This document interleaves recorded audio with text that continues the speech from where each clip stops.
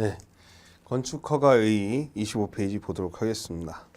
자, 우리가 이제 건축허가라는 거는 원래 옛날에 조선시대 때는 건축허가 없었을 거 아니에요. 누구나 자기 땅에서 자기가 건물을 짓을 수 있었는데 자기가 살고자 하는 집을 자기가 짓다 보니까 별로 상관이 없었는데 지금은 건물을 짓는 사람이 따로 있고 사는 사람이 따로 있잖아요. 근데 건물이 무너지면 죽지 않습니까? 그렇죠? 그 다음에 예를 들어서 주택가 근처에 연탄 공장을 짓는 건물을 한번 허가 내주면 돼야 안 돼요? 안 되죠. 그러니까 이걸 갖다가 우리는 누구나 옛날에는 자연적 상태에서 건물을 지을 수 있었는데, 그렇죠? 학교 다닐 때 생각하시면 돼요. 누구나 학교 다닐 때 누구나 말을 할 수 있었어요, 사람과. 근데 선생님이 아이들이 다 말하면은 어떻게 합니까? 수업을 못 하니까 손든 애들 질문만 하면 답변을 해주잖아요, 그죠? 그래서 너 얘기해봐, 너 얘기해봐 이렇게 하잖아요. 그런 것처럼 이 건축허가는 다시 얘기하면 새로운 권리가 만들어지는 게 아니라, 그렇죠? 새로운 권리가 만드는 건 설권이라고 그래요. 권리가 설권이 아니라, 그렇죠? 금지의 해제다 그래요. 금지의 해제. 그러니까 금지 해제라는 건 뭐예요? 금지된 것을 풀어주는 것이다라는 거예요. 그렇죠? 그게 너 이야기해봐. 그렇죠? 그러니까 원래 수갑을 안 찼던 애들은 수갑을 다 채운 다음에 일정한 요건이 되는 사람만 풀어주는 거죠. 그렇죠? 그래서 금지 해제를 건축 허가라고 해요. 그래서 허가라는 건 금지 해제라고 보시면 돼요. 네. 자, 그럼 이제 건축 허가는 일반적으로 금지되는 건축 행위를 일정한 요건하에 본래의 자연적 상태를 회복시켜 준단 말이에요. 그렇죠? 수갑을 채웠다가 풀어주는 게 건축 허가하는 거예요. 네. 그래서 일단은 법률행위적 행정이다. 법률행위라는 얘기고요. 명령적이다. 그렇죠? 명령적이고요. 네. 하라 하지 말아요. 쌍방적이라는 건 뭐냐면 건축허가를 신청하면 우리가 처분을 해주잖아요. 그렇죠? 세금 같은 것들은 어때요? 우리가 신청하지 않아도 알아서 내라고 부과를 하잖아요. 근데 신청하면 처분하는 걸 쌍방행위라고 하는 거예요. 상대적 금지 해제 아까 얘기했죠? 상대적 금지 해제고 대물적 허가라는 건 옆에다 화살표 치고 이전이 가능이라고 해요. 무슨 얘기냐면 우리가 사람에 대해서 운전면허 같은 거 따면 다른 사람한테 줄 수 없잖아요. 그렇죠? 근데 건축허가는 제가 건물을 짓고 있어서 허가를 받아서 건물을 짓고 있다가 형편이 어려워서 다른 사람한테 넘기면은, 그렇죠? 그 사람이 새로 허가를 받아야 되는 것이 아니고 건축주 변경 신청만 하면 되는 겁니다. 그래서 대물적 허가는 이전성이 있다. 그래서 그 5번에다 밑줄 그시고 이전성이 있다라고 하면 되고, 그 다음에 적법 요건이라는 건 뭐냐면 이 적법 요건의 반대말이 유효 요건이에요. 유효 요건, 효력 요건 또는 유효 요건.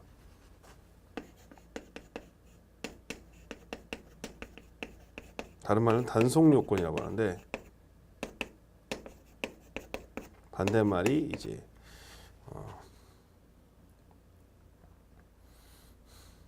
유효 요건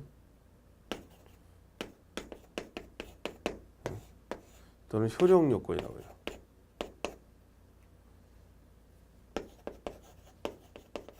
뭐 크게 외우실 필요는 없어요.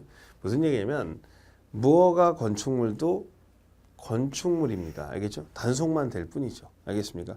무허가 건축물이라고 해서 무효가 되는 것은 아니죠. 그렇죠? 우리가 결혼을 하지 않고 어떤 아이를 낳게 됐습니다. 그렇죠? 아직 혼인신고도 안 한 상태고, 그렇죠? 그러면은 사실 그게 만약 굳이 따지면 뭐 처벌을 해야 된다. 극단적으로 그럼 처벌을 한다 그러면 처벌은 되지만 그 아이가 아닌 건 아니잖아요. 그렇죠? 아이가 아니라 강아지는 아니지 않습니까? 그러니까 무슨 얘기냐면 단축법을 위반했다고 해도 과태료 처분이나 이런 걸 받을 뿐이지 그 건축물은 유효한 물건이라는 얘기예요. 알겠습니까? 예. 근데 기속행위라는 건 뭐냐면 나중에 설명하겠지만 건축허가를 갖다가 마음대로 하면 재량행위인데요. 재량행위를 하게 되면은 뭐예요? 비리가 많아지기 때문에 일정한 요건을 갖추면 무조건 건축허가를 해주고요. 요식행위라는 건 뭐냐면 서면주의를 취한다는 거예요. 그러니까 카톡이나 문자로 해서 건축허가 신청하고 처분하지 않잖아요. 그렇죠? 나름대로 신청서를 제출해야지 된다는 거죠. 그렇죠? 우리 제사 지낼 때 옹동백서 하듯이 어떤 절차를 갖춰야 된다는 얘기입니다. 알겠죠? 수익적 행정행위라는 건 뭐냐면 수익의 반대가 부담적이란 말이에요. 부담적인 게. 그래서 우리가 군대 간다든지 세금 부과한다 그런 행정적인 행위는 부담스럽잖아요. 그렇죠? 근데 내가 건축허가를 신청해서 허가가 나면 건물 가격이 올라가거든요. 허가 나니까. 그죠? 그러면 수익적 행정이라는 얘기죠. 알겠습니까? 그렇게 이제 이해하시면 될 것 같고요. 네. 자, 그다음에 거기 그 어쩌고 저쩌고 있는데 여러분들 뭐 다 외우실 필요는 없고요. 6번에 보시면요. 그 건축허가의 성질 6번에 보면은 그죠. 성질의 뭐 복효적 이중 효과라는 게 있는데 그건 나중에 제가 설명을 한번 해드리도록 하고요. 6번이 뭐야? 그래서 뭐 복효적 이중 효과라는 건 뭐냐면 수익과 부담이 동시에 있는 걸 갖다 복효라고 하거든요. 우리가 결혼을 해요. 복효. 어떤 여자분이 어떤 남자를 사랑해서 결혼하거나 그러면 어때요? 그 남자가 너무 좋아. 수익이죠. 그러나 어떻게 돼요? 이 사람하고 살림을 하고 해야 되는 부담이 생기는 거죠. 남자도 마찬가지잖아요. 그렇죠? 어떤 여자가 너무 이 사람이 나하고 같이 결혼하면 내가 이익이 될 것 같아. 그렇지만 뭐예요? 나름대로 다른 사람 책임지는 부담이죠. 그걸 갖다가 복효, 이중 효과죠. 수익적이면서 부담적인 걸 이중 효과라고 하는 거예요. 그러니까 건축 허가를 받으면 이익이 나지만 허가 받은 대로 짓지 않으면 처벌하잖아요. 그렇죠? 두 가지가 다 있다는 걸 갖다 이야기하는 겁니다. 크게 신경 쓸 필요는 없고요. 그러면 이제 허가권자 부분에 대한 이야기를 할 거예요. 알겠습니까? 예. 건축 허가를 하면 허가권자가 원칙적으로 자 건축 허가 다음에 사용 승인이라고 있죠. 허가를 받으면 원칙적으로 이제 특특 시군구예요. 그래서 특별 특특 시군구인데 아까 설명했지만 여기서 특별자치도 특별자치시 이런 애들이고 시군구인데 실제로는 그러니까 뭐야 시장구수 구청장이 하는 경우가 더 많다는 거예요. 그래서 뭐 특별자치도나 특별자치시만 그렇고 그냥 시장구수 구청장이다 이렇게 기억하시면 되고 예외적으로 해당되는 건물이 21층 이상이거나 또는 연면적이라 해서 나중에 이제 여러분들이 건물의 바닥 면적 있잖아요. 뭐 우리가 이제 가로 세로 100m 짜리 자 봐요. 이 바닥 자 우리가 이제 설명했지만 가로 세로 100m 있잖아요. 그렇죠? 가로 세로 100m 100 곱하기 100 하면은 1만 제곱미터예요. 그렇죠? 그럼 대지가 1만 제곱미터 이렇게 얘기할 수 있죠. 그렇죠? 이건 대지 면적이라고 하는 거예요. 대지 면적. 뒤에 설명하겠지만 대지 면적이 있고 그 다음에 또 이야기할 게 뭐냐면 이 대지에다가 우리가 건물을 짓는단 말이에요. 건물을 짓는데 자 1층, 2층, 3층, 4층 했어요. 그러면 1층이 5천이에요.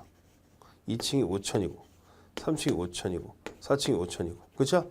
그럼 요 각 층의 면적을 우리는 바닥 면적이라고 해요. 그럼 1층 바닥 면적 얼마? 5천. 2층 바닥 5천, 3층이 뭐예요? 5천, 4층이 5천 이렇게 되는 거거든요. 그러면 이걸 다 연결하면 어떻게 돼요?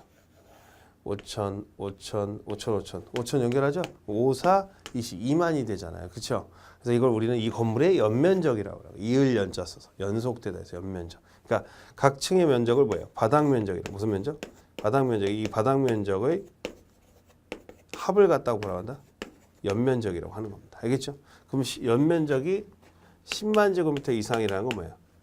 자, 100m 100 곱하기 100, 즉 학교 운동장이 10개 정도 되는 큰 사이즈일 때는 그때는 특별시장, 광역시장이 허가를 합니다. 그러니까 다시 얘기하면 거기 우리 그 25페이지에 박스에 보면 하단에 그 서울시 송파구 풍납동에서 16층짜리를 지었을 때는 누가요? 송파구청장이 되죠. 26층짜리 할 때는 특별시장이 되는 거예요. 알겠어요? 21층 이상이니까. 자, 만약에 그죠? 근데 그러면 무슨 얘기가 드냐면 특별시장, 광역시장이 되는데 그러면 여러분 생각하기에 레벨상으로 보면은 그 시장, 그 구청장, 구청장하고 같은 게 기초자치단체장이 뭐 군수나 또는 뭐야 그 수원시장 이런 사람들이거든요. 그렇죠? 그래서 도에서는 어떻게 되냐? 도에서는 여기서 특별자치도 말고 일반 도, 경기도 이런 데서는 어떻게 되냐면 경기도에서는 이제 누가 허가권자가 되냐면 21층 또는 10만이라 하더라도 그냥 뭐야 시장, 군수, 구청장이 하는 거예요. 그러니까 경기도 수원시장은 수원시장이 합니다. 알겠어요? 시장 군수가 하는 거죠. 그렇죠? 굳이 따지면 시장 군수가 하는데 알겠어요? 시장 군수가 하는데 다만 이제 도지사한테 사전 승인을 받는 거예요. 그럼 도지사는 허가권자예요, 사전 승인권자예요. 사전 승인권자가 되는 거죠. 그래서 거기 보시면은 경기도 수원시 영통 16층을 수원시장이 허가를 해줘. 그 26층도 수원시장이 허가를 해주는데 그 대신 도지사한테 그렇죠 허가를 받아야 되는 거예요. 알겠습니까? 예. 도지사한테 허가를 받아야 되는 거죠. 도지사의 사전 승인을 받아야 되는 거죠. 도지사의 사전 승인을 받아야 되는 거죠. 아시겠죠? 그러니까 어떻게 되면 실무에서 보면 우리가 이제 A라는 사람이 수원시에서 건물을 짓는다고 하면 수원시에 21층짜리 빌딩을 짓는다고 하면 수원시장한테 신청을 해요. 그건 수원시장이 뭐예요? 도지사한테 사전 승인을 받아서 허가를 해줍니다. 알겠죠? 네, 이렇게 되는 거예요. 네, 이게 송파구다. 그럼 송파구면 여러분들 바로 21층짜리는 바로 서울시장한테 바로 허가 신청을 한다는 거죠. 그렇죠? 이거는 왜냐하면 거리가 너무 멀기 때문에 도는 너무 면적이 넓기 때문에 이런 구조를 띠게 되는 거예요. 알겠죠? 네, 그럼 한번 읽어볼게요. 중요합니다. 이거 시험에 잘 나오는 거니까. 허가권자, 원칙적 특특시군구, 그렇죠? 특특시군구, 특별자치시장, 특시군구, 예외적으로 특별시장, 광역시장인데 층수가 21층 이상의 연면적 10만 이상인데 거기 공장, 창고 및 지방건축이 심의를 거친 건축물로 제외된다는 얘기는 연면적이 10만이 넘는다고 하더라도 그렇죠? 예, 뭐라고? 공장이나 창고 같은 건 경미한 건물로 봐요. 그래서 그 다음에 또 심의를 거친 거는 사전에 심의를 거쳤기 때문에 그래서 공창심은 제외한다고 해주시면 돼요. 그래서 특별시장 광역시장인데 여기서 쓸게요. 제가 공창심은 제외한다.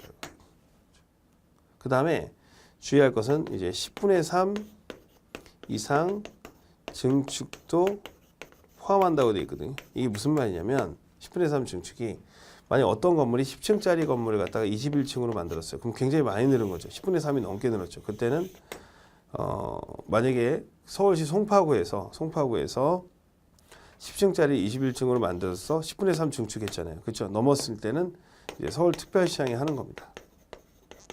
알겠죠? 근데 19층을 갖다가 21층으로 만들어요. 그 원래 높은 건물이잖아요. 그렇죠? 그때는 특별시장의 허가권자가 아니라 증축 부분에 대해서 송파구청장이 하는 거예요. 이렇게 나눠지는 거예요. 알겠죠? 그래서 한번 읽어볼게요.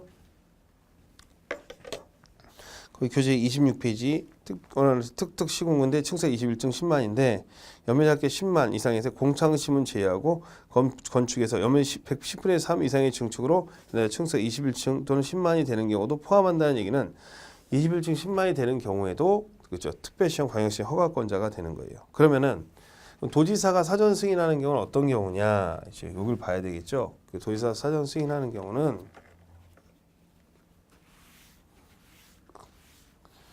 여기까지 다 자 보세요. 여기 21층 10만이죠. 그래서 뭐야? 공창심은 제외한다 그랬죠. 그다음에 10분의 3 증축은 뭐예요? 포함해 안 해요? 포함하죠. 이렇게 되는데 여기 도지사의 사전 승인은 똑같아요. 21층 이상 또는 뭐야? 10만 이상이 도지사의 사전 승인이고 10분의 3 이상 증축도 포함하고 그 공창심도 그대로 들어오는 거예요. 알겠죠? 공창심도 제한하는데 그 다음에 추가로 이제 두 개가 포함이 돼요. 2하고 3번이 포함이 돼요. 우리 교재에서는 좀 더 많이 나와 있지만 그렇죠? 지금 제가 교재 사전 승인에서 1번과 2번을 묶어서 설명한 거예요. 3번과 4번 부분이죠. 3번과 4번인 부분이 나와 있는데 이게 뭐냐면 자 이게 경기도가 이렇게 있으면요. 경기도가 서울이 있으면 여기 서울 외곽에 이제 이렇게 경기도가 둘러싸고 있을 거예요. 그렇죠? 그러면 이제 여기 이제 북한강 지게에 물이 이렇게 흘러요. 물. 여기 가평군이라는 데, 가평, 청평 이런 데는 근데 여주, 이천 이런 거 남한강과 북한강이 만나서 이게 남한강 지류, 이게 북한강 지류 만나서 한강을 이루는데 이 물을 먹어야 되는데 이런 데는 상수원 보호구역이 많다 보니까 낙후된 지역이 많아요. 그러니까 이런 데 식당 같은 것들 많이 하려고 그러다 보니까 이 물이 오염되잖아요. 그래서 작은 건물이라 하더라도 이 도지사가 공고하는 지역에 자연환경 수질 보호를 위한 지역, 요 지역에 대해서는 그렇죠? 강가 주변은 뭐예요?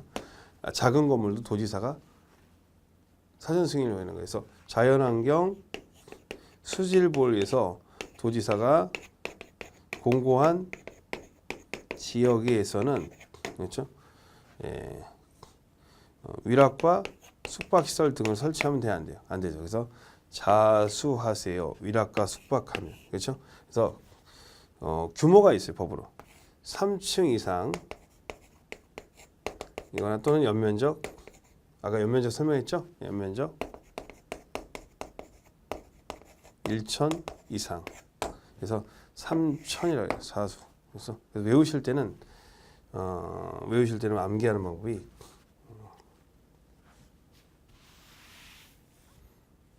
자수하세요. 3천 위숙. 그렇죠? 자수 3천 위숙. 자연환경 수질볼에서 도지사 공고한 지역에서 3층 이상이거나 연면 1,000제곱미터는 위락과 숙박시설 등 이렇게 되는 거죠. 알겠죠? 그 다음에 거기 이제 뭐가 있냐면 여기 이쪽은 이제 물하고 관련이 없는데 여기 영어 마을이 있어요. 영어 마을. 학생 영어 마을. 교육을 하는 데죠. 교육. 그러면 이런 데는 모텔 같은 게 들어오면 되겠어요? 안 되겠어요? 안 되겠죠? 그래서 주거환경, 교육환경을 위해서 도지사가 공고한 지역에서는 뭡니까? 위락과 숙박시설을 설치하려면 규모가 작아도 도지사의 사전 승인을 요한다. 그래서 요 21층 10만은 이미 뭐하고 똑같아요? 특별시장 광역시 허가권자랑 같으니까 다시 외워놓으시면 되고 자수위숙하고 자수위숙, 주교위숙. 그렇죠? 이 두 가지는 체크를 해놓으셔야 되는 거죠. 그렇죠? 자수위숙. 주교위숙, 자수위숙인데 참고로 항상 주거환경, 교육환경에 영향을 미친다고 나오면 뭐가 나오겠어요? 위락과 숙박시설이 꼭 나오게 돼 있어요. 알겠죠? 예. 예. 예. 예.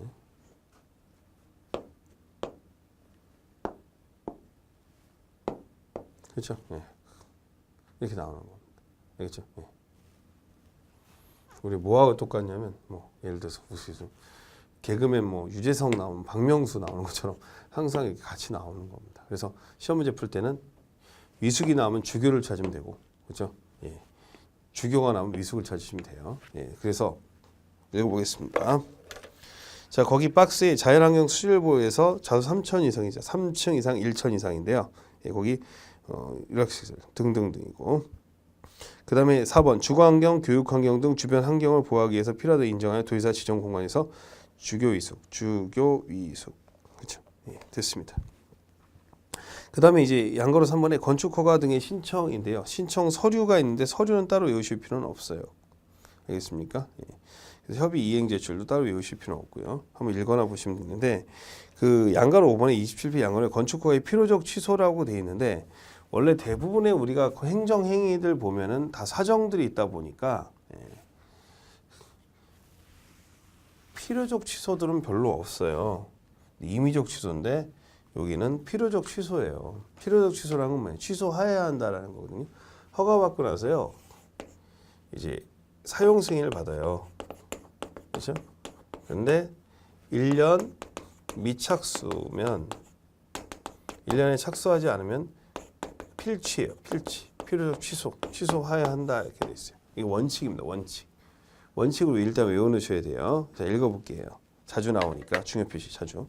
허가권자는 허가를 받은 자가 다음 각호의 어느 하나에 해당하면 허가를 취소할 수 있다 해야 한다.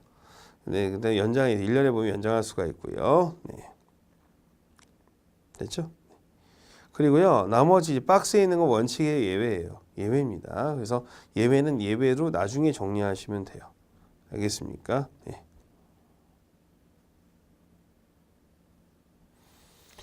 자, 읽어보면 박스 보겠습니다. 허가를 받은 날부터 1년이죠. 다음은 13조에 따라 공장의 신설, 증설, 법정 승인을 받은 공장은 신설, 증설은 3년. 공장 같은 경우 3년을 줘요. 공장장 이렇게 해서 3년이고 전용허가나 농지 같은 경우 2년의 연장을 더 줍니다. 근데 원칙은 1년이라는 거예요. 1, 2, 3이죠. 그래서 1, 2, 3인데 1년은 뭐야? 원칙이죠. 1년 미착수 필요 취소.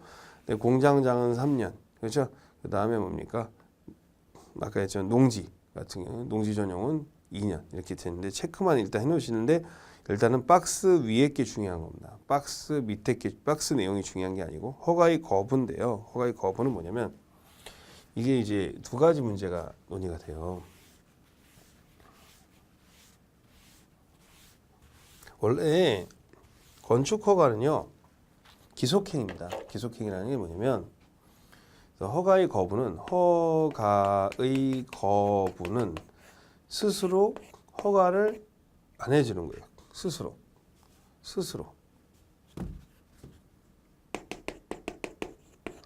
그다음에 허가의 제한은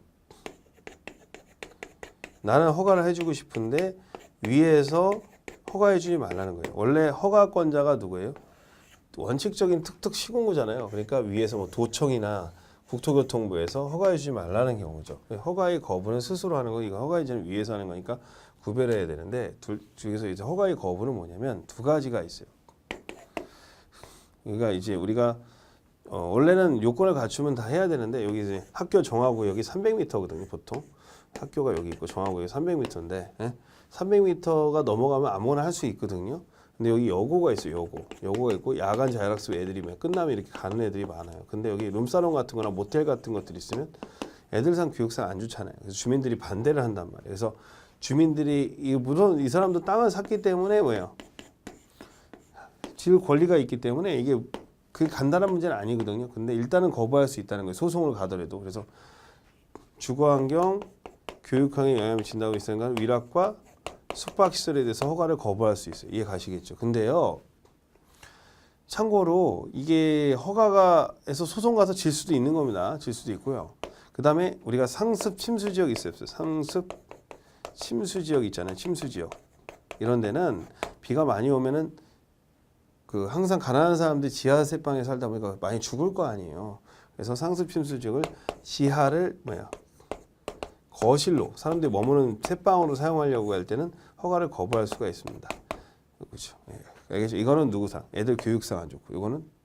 근데 참고로 아까 건축 허가는요. 기속행위예요. 기속행위라는 건 뭐예요? 요건을 갖추면 무조건 해줘야 된다는 거예요. 90점 이상이면 상 주는 거예요.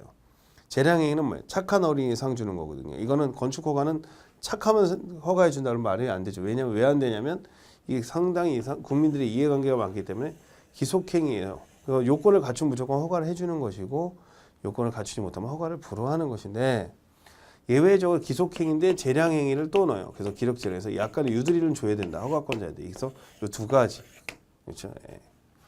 하고요. 예, 이렇게 이제 하게 됩니다. 그래서 읽어볼게요. 허가의 거부. 기속행위에서 1번.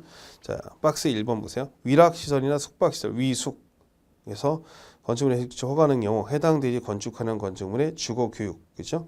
그다음에 2번 국토의 개미 이용에 관한 법의 방제지구, 자연재해에 따른 자연재해 위험지구 등 상수 침수, 그렇죠? 되는 데서 지하를 일부 주거용으로나 거실로 설치하면 죽어요, 안 죽어요? 죽어요. 이렇게 체크하면 되겠습니다. 자, 그다음에 4번에 건축 허가를 받으면 인의제 사항이 뭐냐면 건축 허가 받으면 요것들이 다 허가 받은 거로 봐요. 따로 인허가 받을 필요가 없습니다.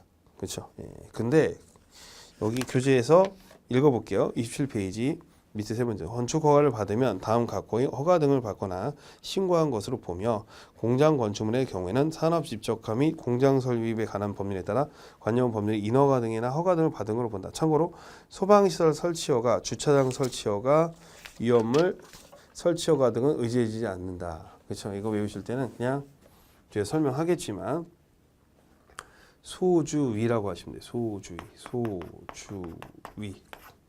이 세 가지는 그죠? 우리가 건축 허가 받았는데 소방법이나 이런 건 따로 해야 되는 거예요. 주차장법도 따로 해야 되고 위험물법도 따로 해야 되는 거예요. 근데 그거 몰라가지고 나중에 건물을 딱 졌는데 건축에서 사용 승인이 안 나는 거죠. 왜 사용 승인이 안 나요? 소방법이 위반이 돼서 그죠? 그럼 문제가 될 수 있어요. 있죠. 그러면 소주를 마시겠죠. 위가 뒤집어질 때까지. 왜? 너무 화가 나니까. 그렇죠? 그래서 소주위는 별도입니다. 네, 그 다음에요. 자, 그래서 아까 제가 28페이지 보시면요. 뭐가 있냐면은 그 박스의 작은 박스 3번의 개발행위허가, 그다음에 5번의 산지 전용허가, 그렇죠? 7번의 농지 전용허가, 그렇죠? 10번의 하천 전용허가 이런 것들이 있잖아요. 그렇죠? 이런 것들이 아까 사전 결정을 하면 의지된다고 했던 이유가 그거예요. 그래서 나중에 본 신청할 때는 되게 편하게 갈 수 있다라는 얘기를 하는 거죠. 됐습니다. 그 다음에 건축 허가의 제한인데 위에서 하는데요. 위에서 해주지 말라고 하는 거예요. 예를 들어서 우리가 건물을 딱 지려고 하는데 도자기 같은 게 발견됐어. 도자기. 그럼 문화재관리청에서 뭐예요? 일정한 유예 기간을 두라고 하겠죠. 그렇죠. 그래서 제한 기간인데요. 원칙적으로 2년입니다. 2년. 제한 기간은 2년이고요. 플러스 최대 1년까지 제한할 수 있어요. 일정한 유예 기간을 할 수가 있거든요. 그래서 제한 기간은 하는데 그럼 제한하는 거 위에서 하는 건데 한번 읽어보겠습니다. 최대 기간은 3년이 되겠죠. 자, 중요 표시하시고 국토교통부 장관의 허가 제한. 국토교통부 장관 네모치고 국토관리를 위해서 밑줄. 그다음에 특히 필요한 인정했을 때 주무부 장관. 즉 주무부 장관이 뭐야? 문화재관리청장 이런 사람들이겠죠. 이런 사람들이 뭐야? 필요할 때 착공을 허가를 받은 건물의 착공을 제한할 수가 있어요. 예. 특별시 관할시 도지사. 이거 갖다 우린 줄여고 특광 도지사를 갖다 우리 줄여갖고 우리가 강의할 때 앞으로 시도지사라고 해요. 시도지사. 그래서 국토교통부 장관이 제안하는 경우랑 시도가 제안하는 경우에 이 국토교통부가 제안하는 경우 뭐가 있죠? 국토관리사. 그렇죠. 그다음에 주무장관의 요청으로 국장이죠. 시도는 뭐야? 시도는 왜 도시계획, 도시계획, 그죠? 시도니까 지역계획상 필요하다. 어차피 도로 나는 지역이니까 지금 허가해주면 안 된다. 이런 것들 했을 때 허가를 거부할 수가 있고요. 허가를 제한할 수가 있고요. 제한할 수 있고, 예. 허가를 제한하면요, 얘네들이 이제 보고를 하게 돼 있어요. 여기 보고. 저 잘했죠라고 보고합니다. 시도가. 그럼 국토교통부 장관은 그것이 그 허가의 제한이 지나치다고 인정하는 경우에는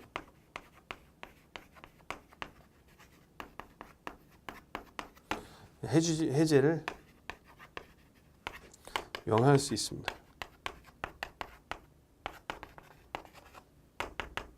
알겠죠? 자, 설명해 드리겠습니다. 예. 자, 그럼 이제 28페이지 국토교통의 허가 제한 읽어보도록 하죠. 국토교통부 장관은 국토관리에서 특히 필요한 인정하거나 주무부 장관의 요청이 있으면, 그죠? 2번 특별시 광역시 도지사의 허가 제한. 특별시장 광역시 도지사는 지역계획 또는 도시군 계획이 필요하다고 인정되면, 그렇죠? 제한할 수 있다. 그렇죠? 도시지역계획 허가 제한의 내용인데요. 2년 플러스 1년. 이게 시험이 되게 중요합니다. 체크해 놓으시면 되고요. 네. 3번 보세요. 동그라미 3번.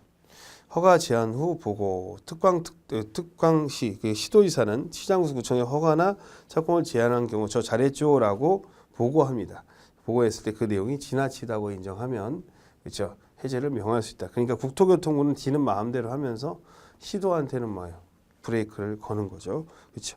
나머지 내용은 따로 외우실 필요는 없습니다. 여기까지 기억하시면 되고 이렇게 설명합니다.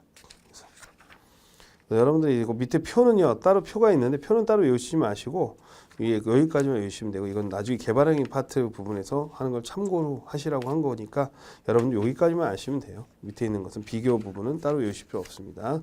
그 다음에 교재 30페이지 보면 나와 있는 부분들이 있고요. 네, 그 다음에 30페이지는 무슨 내용이냐면 실제로 건축 허가 제한 내용 공고된 사례를 말씀을 드리는 거고요.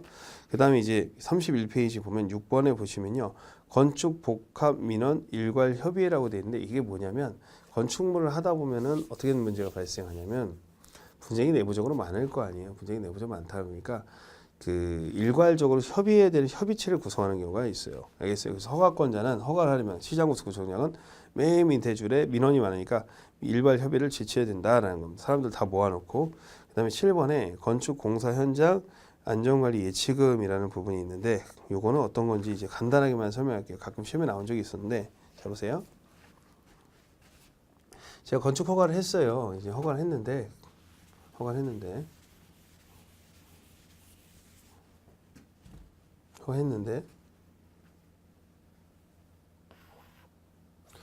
이제 건물을 딱 이렇게 지려고 하는데, 이제 부도가 나왔고 이제 건물을 갖다 방치하고 있었는데 비가 되게 주르륵 내리니까 토사가 쓸려내서 길을 막아버린 거예요. 그럴 수 있죠. 흙이 쓸려서. 그래서 이 차가 오다가 당황하는 거죠. 그러면 누구한테면 구청에다가 민원을 넣겠죠. 이게 뭐 하는 거냐? 아침에 나 출근해야 되는데 나 손해배상 해야겠다. 나 큰일 난다. 나 내일 비행기 타야 되는데 이렇게 얘기할 수 있잖아요. 그렇죠?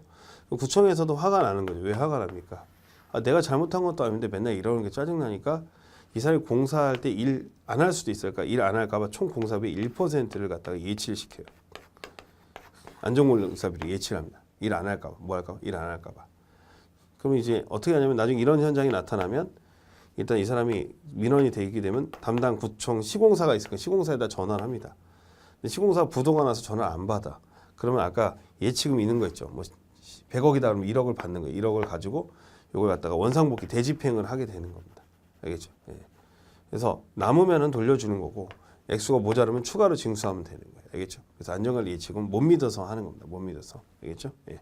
읽어보겠습니다. 자, 7번 1번 건축 허가를 받은 자는 건축물의 건축 공사를 중단하고 장기간 공사 현장을 방치할 경우 공사 현장 미관 개선과 안전관리는 필요한 조치를 한다. 양간의 허가권자는 연면적 1,000제곱미터 이상의 건축물 밑줄. 예. 1,000. 옛날에 이게 5,000이었는데 1,000으로 바뀌었어요. 그렇죠? 예. 근데 이거 믿어서 예치해요, 못 믿어서 예치해요? 믿어서 예치하기 때문에 여기 거기 나와 있는 게 2번이 전체 양가의 내용이 외우지 마시고 맨 밑에 줄에 1% 범위에서 예치하게 할 수 있는데 보통 원칙적으로 현금으로 예치하는데 이제 보증서로 예치할 수 있고요. 예, 보증 써놓으세요. 그냥 보증서 예치 가능하고 플러스 뭐냐면 공공은 믿어요, 안 믿어요? 공공은 믿으니까 공공은 예치할 필요 있다 없다. LH 공사는 예치할 필요가 없다라는 거 알겠죠? 예, 그다음에 보험을 들었을 때도 보증보험사에서 해주겠도 예치할 필요가 있다 없다 없어요. 그래서 공공이거나 믿게 했을 때 즉 공공이거나 보험을 들었을 때는 예치할 필요가 없는 겁니다. 알겠죠?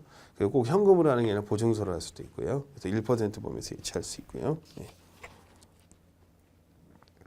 그 다음에 실제 사건이 터졌으면 양가로 5번부터 보세요. 양가로 5번에 허가권자는 교재 31페이지 공사 현장이 방치되어 도시멸 저해하고 안전을 위해한다고 판단되면 허가를 받은 자에게 건축물 공사 현장의 미관과 안전관리 위해서 개선을 명할 수 있다. 고쳐주세요라고 명할 수 있다는 거죠. 그렇죠?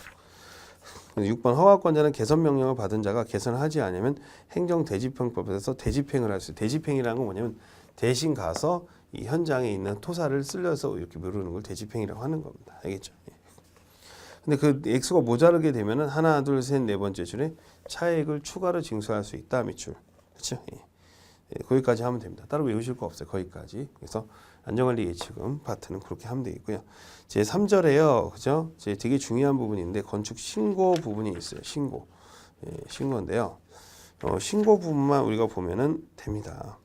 일단은 허가 대신요. 우리가 원래 특특 시군구가 허가를 하잖아요. 예외적으로 일단 지금 외우실 필요 없는데 경미한 건물들은 허가 대신 이야기, 허가는 되게 어렵거든요. 신고하고 하는 거예요. 그러니까 시골에 농가주택 같은 거 지을 때는 허가 안 받고 소규모일 때는 신고하는데 작은 것들은 신고하고 하는 겁니다. 근데요, 제가 아까 건축공사가 효력이 몇 년이라 했죠? 1년 미착수 필요적 취소인 것처럼 이 신고의 효력도 마찬가지예요. 대체제입니다. 이거 대체관계이기 때문에 교재 33페이지에 2번에 효력 상실이라고 되어 있거든요. 신고를 한 자가 신고일로부터 1년 이내에 공사에 착수하면 효력을 상실한다. 똑같으니까 체크만 해놓으시고 밑줄만 걸어주시면 되겠고요. 그 다음에 이제 32페이지에 건축 신고 부분이 있고 이제 경미한 것들은 이번에 교재 34페이지 일괄 신고라고 되어 있는데 일괄 신고까지 외우려면 너무 힘드니까 일단 2번은 참고라고만 쓰시고 그 다음에 교재 32페이지에 이 건축 신고 부분을 보셔야 되는데 이 시험 문제에 되게 어렵게 나오는 게 뭐냐면 이런 내용들을 물어보게 됩니다. 일단 암기하는 거는 나중에 문제 풀이할 때 암기하는 방법들 좀 알려드릴 테니까 일단 눈에 깊게 일단 정리하는데요. 자, 허가 대상 건축물이 하더라도 다음 각호의 어느 하나에 해당하는 경우에는 시험이 잘 나옵니다. 미리 특특 시군구청장에 신고하면 허가받은 걸 본다는 거예요. 예를 하나 들어보죠. 자, 거기 33페이지 5번에 그 밖에 소규모 건축물로서 대통령이 정하는 건축물의 건축이라서 가면 연면적이 아까 100제곱미터 이하인 건축물. 알겠죠? 이런 것들은 뭡니까? 소규모 건축물이라고 하는 거예요. 일단 읽어보도록 하죠. 자, 박스의 32페이지 바닥 면적 합계가 85 이내의 증축, 개축, 재축. 밑줄. 신축은 들어가요, 안 들어가요? 신축은 안 들어가죠. 신축은 안 들어갑니다. 신축은 안 들어가요. 그죠? 그 다음에 두 번째.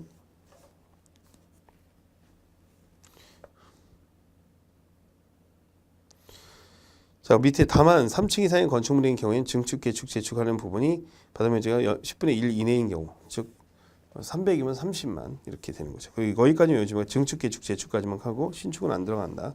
다 외우는 게 아니고 핵심만 외우는 거예요. 국토의 개임 이용에 관한 법률의 관리지역 농림의 자연환경 보전지역인데 밑줄 그으시고 대한민국 땅을요 우리나라 도시계획법에서는 도시지역, 관리지역, 농림지역, 자연환경 보전지역으로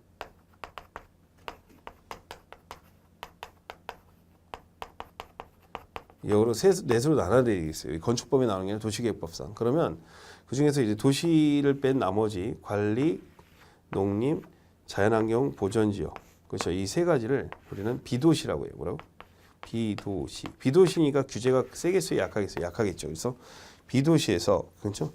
비도시에서 연면 200 미만이고 밑줄 3층 미만이.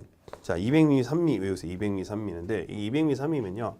200 미만이면 199라는 얘기죠. 그렇죠? 200이 되면 안 돼. 3미면 뭐야? 2층이라는 얘기예요. 2층이야. 그렇죠? 왜? 2.5층은 없으니까. 그렇죠? 그래서 3층이면 안 되고 그렇죠? 180에 200, 뭐 이런 식으로 180에 2층 이렇게 보시면 돼요. 자, 이런 것만. 그렇죠. 이 건축은 신고하고 할 수 있다. 그럼 다음 강목에 언어해야 되는 데는 건축 제내에서 지구 단위 계획 구역은 도시가 될 지역이고요. 방제지구, 재취약지구는 뭡니까? 대통령이 정하는 구역은 좀 건축 허가를 받아야 된다는 거예요. 센 거니까. 그다음에 200 미만이고 3층 미만이 대수선. 200 미만이 3층 미만이 대수선. 200 미만이 대수선. 아까 수선 배웠죠? 그렇죠? 예, 그렇게 해서 하는 거고.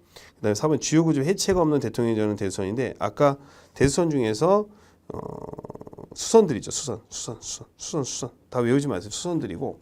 그다음에 5번에 소규모 건축물인데 연면적 100제곱미터의 건축물, 3m 이상의 건축물, 표준 설계 도서라는 게 뭐냐면 표준 설계 도서는 이 새마을 주택이라고 해서 박정희 대통령 때 조그만 주택 설계도를 공개해 가지고 다 주택 개량 사업이라 그래 갖고 초가지 개량 사업을 했던 거예요. 그러니까 이거는 안전한 주택이고 소규모 주택입니다. 그래서 신고하고 되고 라번에 국토의 개미 이용에 관한 법률의 공업지역, 지구 단위 계획구역, 그렇죠. 그래서 산업단지인데 산업단지에서는 밑줄 2층 이하인 건축물로서 그렇죠. 500 이하 밑줄 외우실 때 5위 공장 이러시면 돼요. 5위 공장.